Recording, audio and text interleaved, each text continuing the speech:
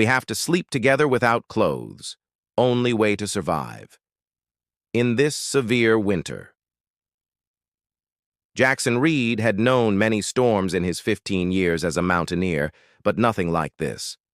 The forecast had predicted mild snowfall, not the apocalyptic, whiteout now engulfing the northern range of the Cascades. His breaths came in ragged clouds as he trudged through knee-deep snow, the wind cutting through his layers like they were tissue paper. 3 more miles to the emergency shelter, he muttered, checking his GPS again. The battery indicator flashed. Red, 10% remaining. Perfect. Just perfect. The daylight was fading fast, much faster than it should have. Jackson knew he wouldn't make the shelter before nightfall, and spending the night exposed in these temperatures meant certain death. He needed to find natural shelter, and soon. When he spotted the dark opening in the mountainside, Jackson almost wept with relief. A cave, not large but deep enough to block the wind. He stumbled toward it, his legs numb and clumsy. Inside, he dropped his pack and immediately began gathering what little dry wood he could find near the entrance. With frozen fingers, he managed to start a small fire using his emergency kit. The flames cast eerie, dancing shadows on the cave walls as he spread his thermal blanket on the ground. Jackson checked his supplies: 1 day of rations, half a canteen of water, and his nearly dead phone. No signal, of course. Ride it out, he told himself. The storm will break by morning. That's when he heard it. A sound that didn't belong in this wilderness. A mechanical whine, followed by something that sounded disturbingly like an explosion. Jackson rushed to the cave entrance, squinting through the snow. Against the white backdrop of the mountain slope, something was burning about 100 yards away. Cursing under his breath, Jackson pulled his coat tighter and ventured back into the storm. As he approached the crash site, his confusion only grew. The object was like nothing he'd ever seen. Sleek, metallic, about the size of a small car but shaped like a teardrop. It wasn't a helicopter or plane, more like something from a science fiction film. And there was someone inside. Through a cracked portion of what seemed to be a glass-like canopy, he could see a figure slumped over some kind of control panel. Without hesitation, Jackson found the manual release and pulled. The canopy slid open with a soft hiss. The woman inside took his breath away. Her skin was a pale, violet hue that Jackson initially attributed to the cold. Her hair was silver, not gray, but genuinely silver, catching the dim light like polished metal. She wore what looked like white thermal undergarments that hugged her curves in a way that made Jackson momentarily forget the biting cold. "Miss, can you hear me?" he called, checking for a pulse. Her skin felt unusually warm despite the freezing temperature. She was alive, but unconscious. With no time to waste, Jackson carefully lifted her from the crashed vessel. She was lighter than expected, almost weightless in his arms. As he carried her back toward the cave, her eyes fluttered open briefly. Startling, blue, so vivid they seemed to glow. "Who are you?" Jackson asked, though he knew she was too disoriented to respond. Her lips moved, but no sound came out. Instead, Jackson felt a strange sensation, like a whisper directly inside his mind. Help. Cold. Dying. By the time they reached the cave, the storm had intensified. Jackson gently laid the mysterious woman on his thermal blanket near the fire. Her breathing was shallow, her skin taking on a darker purple tone that somehow seemed unhealthy. "You're safe now," he said, unsure if she could hear him. "I'm Jackson. Jackson Reed. Can you tell me your name?" Her eyes opened again, focusing on him with unnerving intensity. This time, the voice in his mind was clearer. "Lyra. My name is Lyra." The fire crackled softly as Jackson stared at the woman called Lyra. Had he truly heard her voice in his mind, or was hypothermia setting in? He touched his forehead, checking for fever. "Lyra. That's your name?" he asked aloud, watching her carefully. "What happened to your aircraft?"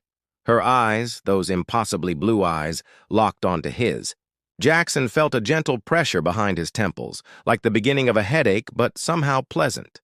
Not aircraft. Escape pod. Emergency landing. Malfunction.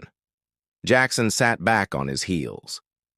"I'm losing my mind," he muttered. "The cold must be getting to me." Lyra struggled to sit up, her silver hair falling in waves around her shoulders. When she moved, Jackson noticed a faint luminescence to her skin, as though she were lit from within. She reached toward him with a trembling hand. "Not mad. Telepathic communication. My people. Different from yours."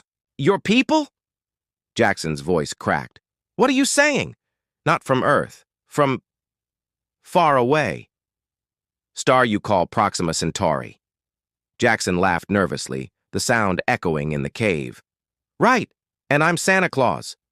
Lyra's expression remained serious. As she reached for her wrist, pressing something on what Jackson had assumed was a bracelet, a holographic image appeared between them. A star system unlike anything in Jackson's astronomy books, with strange symbols floating beside it. "That's impossible," he whispered. "Truth. Expedition scientist. Studying Earth. Something went wrong. Had to escape." As if to emphasize her point, Lyra's body suddenly convulsed. Her glow dimmed noticeably, and her breathing became more labored. Jackson instinctively moved closer. "What's happening? Are you hurt?" "Cold. Your atmosphere... different. Composition. My body temperature dropping too fast. Need heat." Jackson pulled his spare jacket from his pack and draped it over her. "I can build up the fire more." Lyra shook her head, her expression pained. "Not enough. Need direct heat transfer. Skin contact." "Skin contact," Jackson repeated, his voice rising an octave. "My species absorbs thermal energy through direct contact. Clothes block transfer. Without heat, I die." Jackson ran a hand through his frost-stiffened hair. "You're saying we need to cuddle without clothes?" Lyra's mental voice carried no embarrassment, only urgency. "Yes, only way. Body temperature dropping critically." The blizzard howled outside, a monstrous thing battering the mountain. Even if he wanted to get her to civilization, there was no way down the mountain until the storm broke. And if what she was saying was true... "This is crazy," Jackson said, but he was already unzipping his parka. "I must be out of my mind. Will die without help. Please." Her plea wasn't manipulative, just desperate and truthful. Jackson nodded, making his decision. "Okay, but I'm keeping my underwear on. You should too. Minimal fabric acceptable. Hurry." Jackson turned away as Lyra removed her white thermal garments, giving her what privacy he could in the small cave. He stripped down to his boxers, hyper-aware of every gust of frigid air that found its way inside. When he turned back, Lyra was wrapped in his thermal blanket, her violet skin now a worrying deep purple. "I hope you're right about this," he said, awkwardly lifting the edge of the blanket to slide in beside her. The moment their skin touched, Jackson gasped. Her body was unnaturally cold, like embracing ice. But within seconds, something extraordinary happened. Where their skin made contact, Lyra's violet color began to lighten, and a pleasant warmth spread between them. "Thank you," came her mental voice, stronger now. Body beginning to stabilize. Jackson arranged the blanket to cover them both fully, then carefully put his arm around her waist. Their position was intimate but practical, maximizing skin contact while maintaining some sense of propriety. "So," he said, trying to sound casual while holding a nearly naked alien woman, "you're from another planet. That's quite a revelation for a Tuesday." A sound like soft bells rang in his mind. Her laughter. "For me also. First contact was supposed to be more formal." "I imagine so," Jackson replied, finding himself smiling despite the absurdity. "Less hypothermia, more diplomatic handshakes. They lay in silence for a while, the only sounds the crackling fire and the howling wind. Jackson became aware of subtle differences in her physiology. Her heartbeat seemed to come in pairs, a double pulse that was hypnotic in its rhythm. Your heat. Unusual. Humans run hotter than my species. Is that good or bad? Good. Very good. Efficient transfer. As her body temperature rose, Jackson noticed the glow beneath her skin brightening. It was beautiful, like holding a piece of twilight. Her hair, spread across his arm, felt like silk but seemed to move slightly of its own. A cord, as though affected by an unseen current. "How long will we need to stay like this?" Jackson asked. "Until storm passes. My system adapting but cannot maintain temperature alone in this climate." Jackson nodded, settling in for what would clearly be the strangest night of his life. "What were you doing alone on mountain?" Lyra asked. "I'm a wildlife photographer," Jackson explained. "I was tracking a rare mountain fox that was spotted in this region. I've spent years documenting endangered species. Noble work. Preserving biodiversity." "I suppose so. It's mostly selfish, though. I love the solitude, the challenge. Being the only human for miles."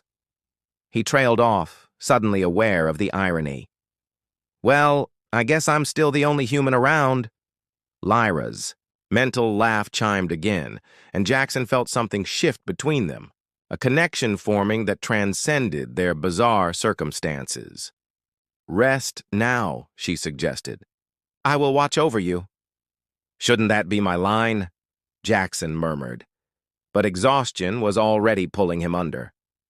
As he drifted toward sleep, cradling this impossible being in his arms, Jackson's last conscious thought was that whatever else happened, his life would never be the same after tonight.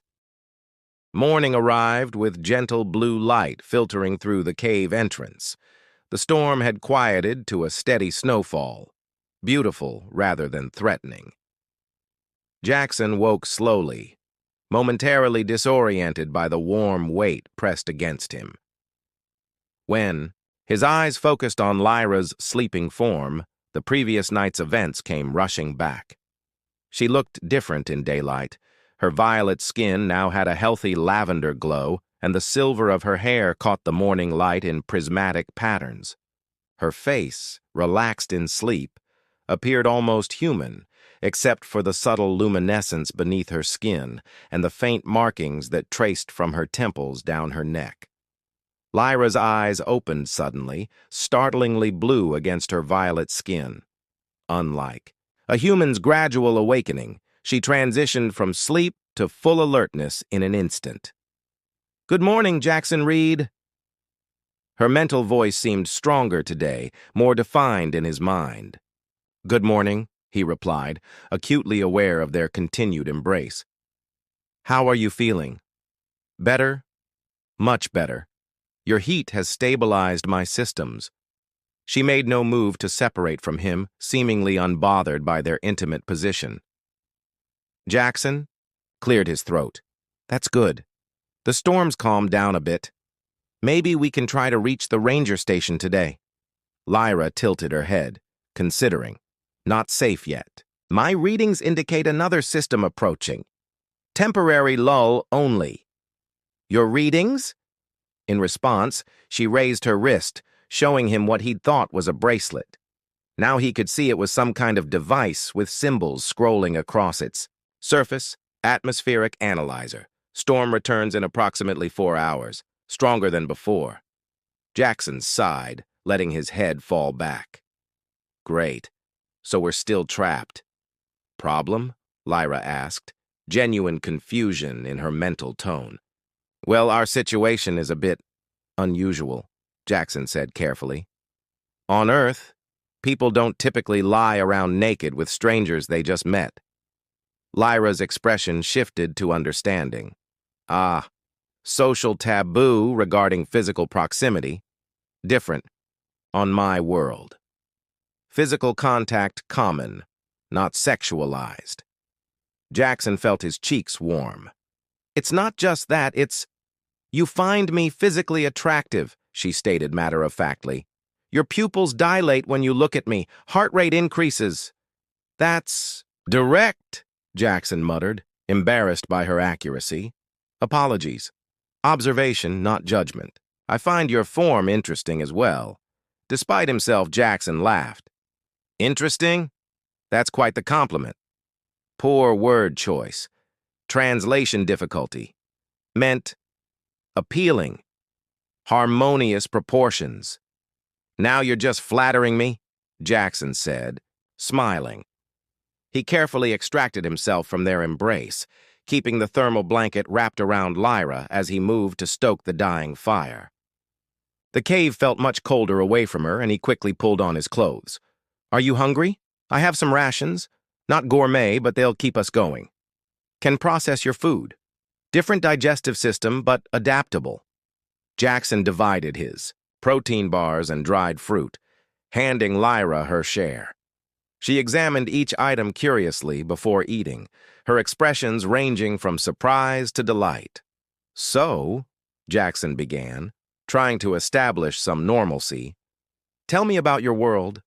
What's it like? For the next hour, Lyra described a planet of floating cities and vast oceans, where her people, the Luminari, had evolved from aquatic ancestors. She explained how they communicated primarily through thought and energy patterns rather than sound, and how their society had no concept of borders or nations. What about you? She eventually asked. You live alone? No mate? No offspring? Jackson nearly choked on his water. No mate or offspring. I was engaged once to a woman named Natalie. She wanted a normal life, house in the suburbs, steady job. I couldn't give her that. You prefer solitude? Not exactly. I just need freedom, space to breathe. He gestured toward the cave entrance. Out there, I know who I am. In cities, around people all the time, I feel lost. Lyra nodded, a surprisingly human gesture. Understand. On my world, I was considered eccentric, too curious about other species, too willing to break protocols. Is that why you were on an expedition to Earth? Volunteered. Many thought too dangerous. Worth risk to see new world, new life. As she spoke, Lyra unconsciously moved closer to him, her body seeking his warmth. Jackson found himself not minding the proximity as much as he should. And now you're stuck here with a random human in a cave, he said. Not exactly the scientific exploration you signed up for. Disagree. Learning much about humans. Your kindness, your warmth, both physical and emotional. Her words caught him off guard. You don't even know me. See more than you think.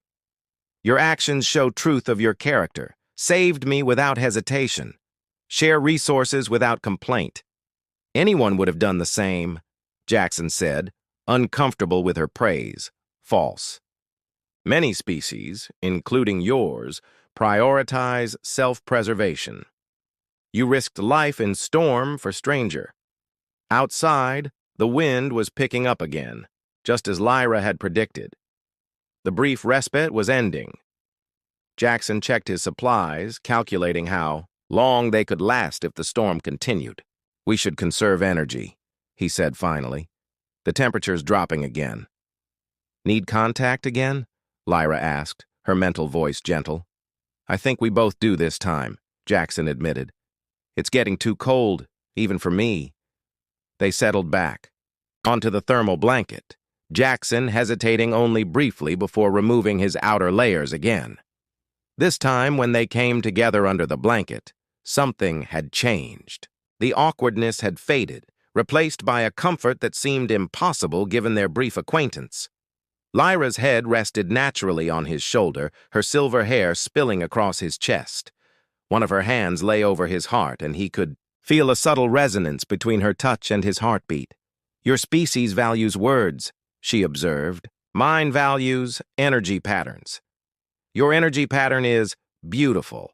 I've never had anyone compliment my energy pattern before, Jackson said with a small smile. First time for everything, she replied, and he could feel her amusement. As the storm intensified outside, they talked about stars and oceans, about the wildlife Jackson photographed and the distant worlds Lyra had studied. Somewhere in those hours, as day faded into evening, the line between necessity and desire began to blur. Jackson found himself tracing the luminescent patterns on her shoulder, fascinated by how they brightened at his touch. Lyra's mental voice grew softer, more intimate in his mind as she asked about his dreams, his fears, the places on Earth he loved most. When night fell completely, they were still talking, still holding each other, no longer strangers but not yet able to name what. They were becoming. By the third day, the blizzard had settled into a rhythm, violent squalls followed by deceptive calms. During one such lull, Jackson ventured outside to gather more firewood and check their surroundings. The mountain landscape was transformed, buried under feet of snow, beautiful and deadly. Back in the cave, Lyra was examining her wrist device, her expression troubled. "What's wrong?" Jackson asked, depositing his armload of wood near the fire. "Rescue beacon activated when pod crashed. Signal detected. My people coming." Jackson felt an unexpected pang of disappointment. "That's good news, right? You can go home," Lyra looked up, her blue eyes conflicted. "Yes, good, but complicated." She hesitated, then projected a series of images into Jackson's mind. A massive ship in orbit, a council of violet-skinned beings, strict protocols about contact with developing species. "My people will sterilize area, remove evidence, may modify your memory." "Modify my memory?" Jackson's voice hardened. "They can't do that. Standard procedure, protection measure, for both species." Jackson paced the small confines of the cave. "So what? The last few days just disappear? You disappear? And I go back to my life never knowing what really happened?" Lyra stood, moving to block his path. Even now, after days together, her grace still captivated him. "Don't want that either," she admitted. "Have been thinking. Alternative possible. I'm listening. Could disable beacon. No immediate rescue. Time to figure out different solution." The implication hung between them. Disabling the beacon meant Lyra choosing to stay, at least temporarily. Choosing him over her own people. "That's a big decision," Jackson said carefully. "Your ship, your mission. Mission already compromised. Report already contaminated by feelings." Her mental voice carried emotions that transcended language. Conflict, longing, something dangerously close to attachment. Jackson reached for her hand, marveling as her fingers interlaced with his. So alien, yet so familiar now. "What feelings?" he asked, though he already knew. Instead of words, she sent him a pure emotional impression, a complex blend of wonder, affection, desire, and fear. It took his breath away. Before he could respond, a sharp beeping came from her wrist device. Lyra's eyes widened. Too late. Ship in atmosphere, coming now. Jackson moved to the cave entrance, scanning the clearing skies. At first, he saw nothing. Then a distortion in the air like heat waves on summer pavement, moving closer. Is that cloaking technology, only visible because looking for it? The air rippled, and a sleek craft materialized, hovering silently above the snow about 50 yards from the cave. It was elegant and alien, with no visible propulsion system. A panel slid open in its side. Jackson felt Lyra's hand tighten around his. "Jackson, listen. Have to go with them. No choice, but what? Connection between us. Rare. Special. Not just between human and Luminari. Between any two beings." The craft settled onto the snow, and two figures emerged, taller than Lyra, with deeper violet skin and ceremonial-looking attire. Their expressions were stern as they surveyed the scene. "What do we do?" Jackson whispered. "Trust me," Lyra replied. Then aloud she spoke for the first time, her voice like wind through crystal. "Varen, Talus, this human saved my life." The two Luminari exchanged glances, clearly surprised by her vocal communication. "Protocol requires immediate extraction and memory sterilization," the taller one said in accented but perfect English. "I request exception," Lyra answered, still, using her voice. "Based on First Contact Amendment, Section 7, life debt preservation." The Luminari called Talus stepped forward. "Your request requires council approval. The human must remain in quarantine until—" "No," Jackson interrupted. "I'm not going anywhere until someone explains exactly what's happening." Varen's expression darkened. "The human shows insolence." "Not insolence. Courage," Lyra projected, this time including all of them in her mental communication. To Jackson, she added privately, "Please, come with us. Only chance for us to stay connected." "Stay connected? What does that mean?" Jackson asked. "It means," Talus said, "that Lyra is proposing something unprecedented. She wishes to maintain contact with you under the life debt clause." "And what exactly does that entail?" Jackson pressed. Varen's mouth tightened. "It would mean you retain your memories. You would be permitted controlled communication with Lyra, nothing more." Jackson looked at Lyra, seeing the plea in her eyes. This wasn't what either of them wanted, but it was better than forgetting her entirely. "Fine," he said. "I'll come with you." As they approached the ship, Lyra's mental voice touched his mind one last time. "Not the end," Jackson read. "Just a beginning." 6 months later, Jackson stood on the observation deck of the Luminary Research Station, watching Earth rotate slowly below. The blue-green planet looked impossibly fragile from this distance, a delicate marble suspended in darkness. "Still adjusting. To the view?" Lyra asked, joining him at the viewport. She had taken to using her vocal cords more often around him, though her mental communication remained their most intimate connection. "I don't think I'll ever get used to it," Jackson admitted. "Seeing home like this, it changes a person." After the rescue, Jackson had expected interrogation, possibly imprisonment. Instead, he'd found himself the center of a diplomatic whirlwind. Lyra's invocation of the life debt had forced the Luminary Council to consider something they'd avoided, for centuries, official first contact with humans.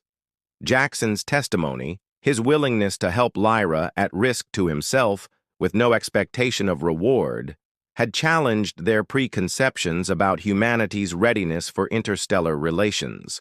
"The council is reconvening tomorrow," Lyra said, her hand finding his. Her touch still carried that pleasant resonance, a harmony between their energy patterns that had only strengthened with time. "They'll announce their decision about the Earth delegation." Jackson nodded, trying not to hope too much. The proposal was revolutionary. A small group of human scientists and diplomats would be invited to the station as the first official Earth representatives to meet an alien civilization. If approved, Jackson would return to Earth to help select the delegates. "Whatever they decide," he said, "these past months have been extraordinary."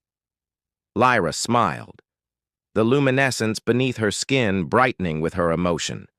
She wore the traditional robes of a luminary scientist now, but Jackson still sometimes saw her as she'd been in that cave, vulnerable, determined, beautiful in the firelight. "I've been authorized to show you something," she said, leading him away from the viewport down a corridor he hadn't explored before. They entered a chamber filled with swirling holographic displays, each showing different locations on Earth. Luminary technicians moved among them, adjusting parameters and taking notes. "What is this?" Jackson asked. "Our monitoring station," Lyra explained. "We've been watching Earth for decades, studying your development." "That's a little creepy," Jackson remarked, though he wasn't really surprised. Perhaps. But it led me to you. Lyra guided him to a specific display showing a familiar mountain range. We tracked unusual weather patterns. The blizzard that trapped you wasn't entirely natural. Jackson stared at her. What are you saying? A terraforming test went wrong. The storm was accidentally intensified by our atmospheric probes. She looked down. My mission was to investigate before the main research team arrived. When things went wrong with my pod...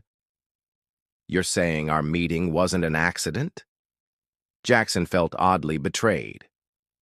The storm that nearly killed me was your people's fault? Not planned, Lyra projected, reverting to mental communication in her distress. Accident. Terrible mistake, but led to something beautiful. She placed her hand on his chest, over his heart, and Jackson felt the now familiar resonance between them.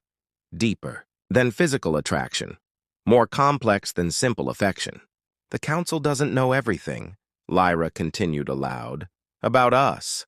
About what happened in that cave. What do you mean? The sharing of body heat began as survival, yes. But what grew between us? The resonance pattern. She hesitated. Among my people, such a connection is rare, even between luminari. Between species, it was thought impossible. Jackson covered her hand with his own. Are you saying we're cosmically compatible? Lyra's mental laugh chimed in his mind. Simplistic, but essentially correct. Our energy patterns harmonize naturally. Extremely rare phenomenon. And the Council doesn't know? They suspect. It's why they haven't sent you home immediately. They're curious. Jackson gazed at the holographic displays, at the planet he'd called home. His life there seemed distant now. The solitary treks, the endless search for rare moments of beauty through his camera lens. He'd never felt like he belonged anywhere, not completely. What happens if the Council approves the delegation? He asked. You would return to Earth. Help select appropriate representatives. Return here with them. Lyra hesitated. After that, unclear. And if they deny the proposal, memory alteration, return you to Earth. Protocol. Jackson turned to her fully, taking both her hands in his. Then we need a contingency plan. Over the next hours, they plotted in whispers and mental exchanges, mapping out possibilities, backup plans, ways to ensure that whatever the Council decided, their connection wouldn't be severed. The next morning, they stood before the Luminari Council, 13 elder members arranged in a crescent, their silver hair elaborately styled to denote their rank and specialization. Jackson, the only human in the vast chamber, felt conspicuously alien. The chief counselor spoke first. After much deliberation, we have reached a decision regarding Earth and its readiness for official contact. Jackson held his breath.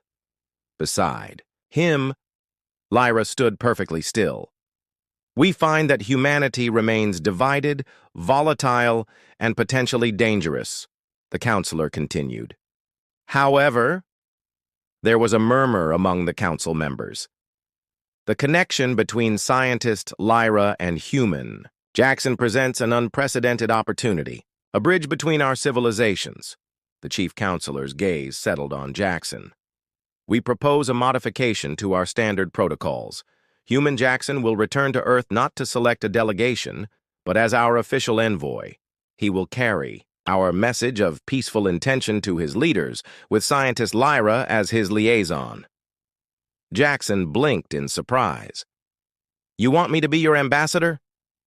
You have demonstrated exceptional character, another counselor said, and your connection with Lyra provides a unique communication channel that would benefit diplomatic relations.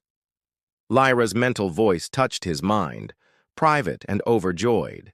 They know about our resonance. They're using it as justification. This assignment would be permanent, the chief counselor added. You would maintain residence both on Earth and on our station. facilitating ongoing communication between our peoples. Jackson looked at Lyra, seeing his own happiness reflected in her eyes. "I accept," he said simply. 3 weeks later, they stood together on the same mountain where they had first met. The spring thaw had begun, transforming the harsh landscape into something green and hopeful. The Luminari ship waited nearby, cloaked from any watching eyes. "Ready?" Lyra asked, her hand warm in his. Jackson nodded, looking out over the forest.